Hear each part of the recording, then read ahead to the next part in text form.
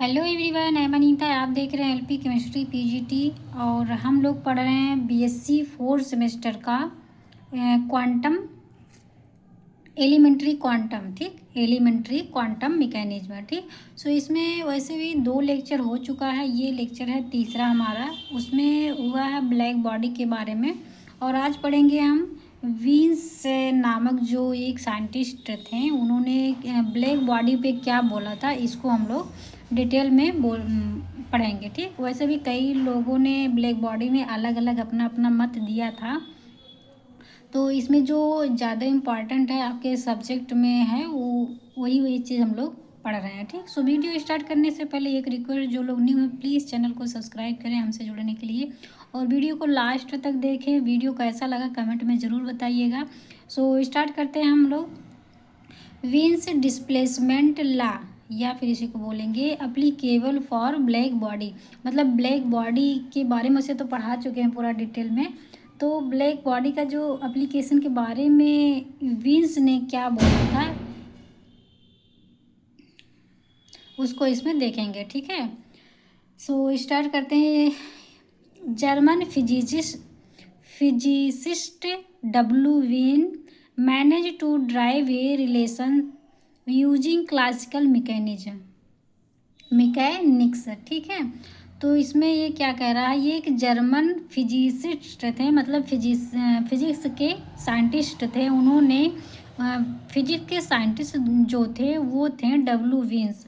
उन्होंने classical mechanics जो होता है उसके रिलेशन के बारे में बताया था कि वो कैसे मैनेज किया जाता है। उसमें था कि wavelength and temperature, black body में टेम्परेचर और वेवलेंथ का क्या इफ़ेक्ट है, क्या प्रभाव पड़ता है, उसके बारे में डब्ल्यू वीन्स ने बताया था। ठीक है, तो उन्होंने जो बताया था कि जो टेम्परेचर होता है, टेम्परेचर एंड वेवलेंथ के इन्वर्सली प्रोपोर्शनल होता है। ठीक, जो वेव या फिर जैसे कि दोनों जो है ना, वेवलेंथ या फिर टेम्परेचर, ये दोनों एक दूसरे के अपोजिट हैं। ठीक, ये रहता है कि यदि किसी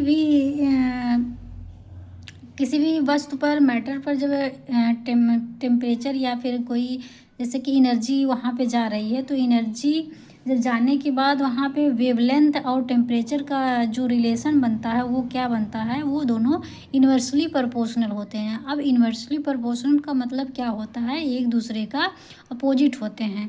वहाँ पे क्या होता है, यदि वेवलेंथ ज़्यादा पड़ रहा है, अधिक वहाँ पे है, तो टेम्परेचर अपने आप ही कम हो जाता है। ठीक है, यदि वहाँ पे टेम्परेचर यानी कि तापमान जिसे हिंदी में बोलते हैं वो ज़्यादा रहेगा, तो वेवलेंथ जिसे हिंदी में तरंगदैर्घ्य बोलते हैं ये कम हो जाता है। ठीक, तो इसी को बोलते हैं इन्वर्सली प्रोपोर्शनल या फिर अपोजिट कार्य करते हैं। ठीक, तो उन्होंने यही बताया था कि जो वेवलेंथ होता है और टेम्परेचर के, मतलब कि जो वेवलेंथ होता है वो टेम्परेचर के इन्वर्सली प्रोपोर्शनल होता है। ठीक है, तो ये जो वेवलेंथ है ये बोल रहे हैं इन्वर्सली कैसे लिखेंगे कि टेम्परेचर को 1/T कर देंगे तो ये हो जाता है इन्वर्सली। ये तो है इन्वर्सली का, ये प्रोपोर्शनल का साइन है, 1/T कर देंगे तो इन्वर्सली प्रोपोर्शनल हो जाएगा। ठीक है, तो यहाँ पे जब हम ये प्रोपोर्शनल को हटाएंगे तो ये आ जाएगा lambda max equal to V into 1/T। ठीक है, तो V ये आ जाता है हमारा कांस्टेंट, या फिर अगर हम V को ये जो T है इसको इधर कर दें, मतलब कि इस तरह से नहीं होता एक तिरछा गुणा, इस तरह से ये इधर आ जाए और यहाँ का जो रहेगा अपान में ये इधर गुणा हो जाएगा। ठीक, तो यहाँ पे 1/T, जब हम इधर करेंगे, अगर इधर करेंगे तब भी वही हो जाएगा, T/1 आ जाएगा।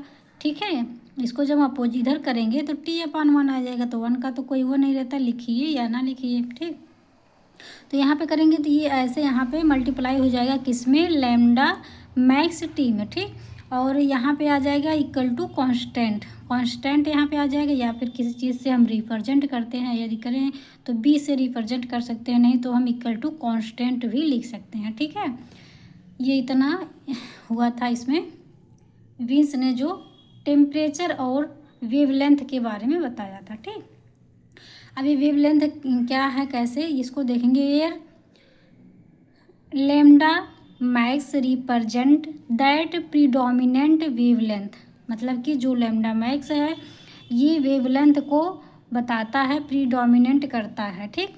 For which the energy density of the black body emission is a maximum, मतलब कि जब भी ब्लैक बॉडी ज़्यादा से ज़्यादा एनर्जी इमिट करती है, निकालती है, तो वहाँ पे जो वेवलेंथ होता है वहाँ पे रिप्रेजेंट किया जाता है किससे, लैम्डा मैक्स से, ठीक। ये कह रहा है मैक्सिमम, मतलब कि जब ज़्यादा से ज़्यादा निकलेगा, वैसे तो वेवलेंथ को हम लैम्डा से ही रिप्रेजेंट करते हैं, तो यहाँ एक वर्ड यूज हुआ है कि black body emission is a maximum, मतलब कि ज़्यादा से ज़्यादा इमिट करता है क्या चीज़, एनर्जी से वेवलेंथ को, ठीक। वेवलेंथ को ज़्यादा इमिट करता है, कौन इमिट कर रहा है, ब्लैक बॉडी। तो जो यहाँ पे मैक्सिमम वर्ड जुड़ा है तो इसी वजह से यहाँ पे लैम्डा मैक्स जुड़ गया, मैक्सिमम को हम शॉर्ट में ओनली मैक्स लिखते हैं, ठीक है। एंड आगे है, ये देखिए, यदि हम इसको मैथमेटिकल तरीके से लिखना चाहें तो इस तरीके से लिखते हैं, इन मैथमेटिकली दिस लॉ में रिस्पेक्टेड एज, मतलब कैसे लिखेंगे इस तरह से, जैसे कि यहाँ पे तो ये था ही, क्या था, lambda max T equal to constant था, तो वही है इसमें lambda max into T equal to कितना हो जाएगा, इतने का इक्वल टू कितना हो जाएगा, 2.90 इंटू 10⁻6 नैनोमीटर एंड के। नैनोमीटर ये लैम्डा का यूनिट है एंड ये के जो है ये है केल्विन टेम्परेचर का, ठीक। तो इतने का इक्वल टू इतना आता है, ठीक, ओके। और बी जो है या फिर हम इतना लिख देंगे। यदि इसी को हम कैसे लिख देते हैं, यदि हम यहाँ से देखिए नैनोमीटर है, यदि हम नैनोमीटर से ओनली मीटर में लिखेंगे तो वो आ जाएगा इतना, ठीक है। और एक चीज़ और है, जैसे कि हम वेवलेंथ यानी कि ये जो है ये लैम्डा मैक्स एंड टेम्परेचर के बीच हम यदि कोई ग्राफ बनाएं तो वो ग्राफ कैसे बनेगा, इस तरह से, ठीक। ये हुआ हमारा वेवलेंथ लैम्डा एंड 1/T जो कि टेम्परेचर है, लैम्डा और टेम्परेचर यानी कि wavelength and temperature inversely proportional है, तो इसका जब ग्राफ बनाएंगे तो कुछ इस तरह से बनेगा, ठीक।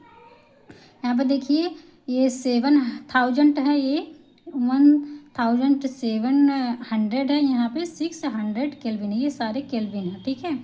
तो देखिए जैसे जैसे ऊपर जा रहा है वैसे वैसे टेम्परेचर घट रहा है, लेकिन यहाँ पे क्या होगा, वेवलेंथ इंक्रीज होगा, ठीक है। टेम्परेचर जब यहाँ से ऊपर जा रहा है तो टेम्परेचर घट रहा है बट वेवलेंथ बढ़ेगा, ठीक। ये चीज़ यहाँ पे ये फिगर बना है, ये ग्राफ बना है, ठीक है।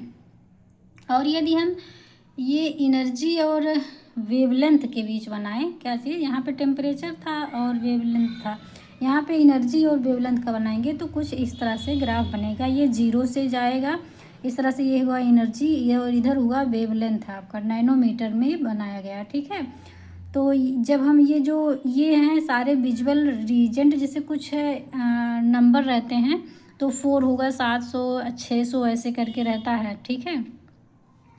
तो इस तरह से यहाँ पे दिखाया गया है, ये 4 और 7, ये इतना क्या है आपका विजुअल रीजेंट है, रीजेंट नहीं सॉरी रीजन, विजुअल रीजन, मतलब कि यहाँ के जो कलर रहेंगे वो हमें दिखाई देंगे, किसके, 400 से 700 तक के जो भी कलर रहेंगे वो हमें दिखाई देते हैं, ठीक है, जितना होता है। और इसमें सबसे ज़्यादा टेम्परेचर देखा जाए या फिर किसका सबसे ज़्यादा एनर्जी है, तो सबसे ज़्यादा एनर्जी किसका होगा, इस वाले का, देन इसका उससे कम एनर्जी होगा, फिर इसका उससे भी कम होगा, सबसे कम होगी किसकी एनर्जी होगी, इसकी होगी, ठीक है। एंड वेवलेंथ ही, और एक चीज़ और होता है, जो एनर्जी और वेवलेंथ होता है ये भी एक दूसरे के इन्वर्सली प्रोपोर्शनल होते हैं, यानी कि अपोजिट होता है, ठीक। यदि वेवलेंथ बढ़ेगा तो एनर्जी उतना ही कम होता है, ठीक है। तो यहाँ पे देखिए यदि वेवलेंथ यहाँ पे सबसे ज़्यादा रहेगा, यहाँ पे सबसे ज़्यादा अगर वेवलेंथ है तो एनर्जी सबसे कम रहेगा। अभी एनर्जी कैसे देखेंगे, इन सब का देखिए एनर्जी इतना तक गया, इस पॉइंट तक गया, अगर कोई पॉइंट हम दर्शा दें तो इस वाले का सबसे ज़्यादा है, यहाँ तक का इसका एनर्जी है, तो वेवलेंथ उसका देखिए 400 है। ठीक है, ये वाला देखिए इससे, इस वाले वेवलेंथ से ये कम है, क्योंकि इसका जो है इतना ही तक गया है इसका ये पीक।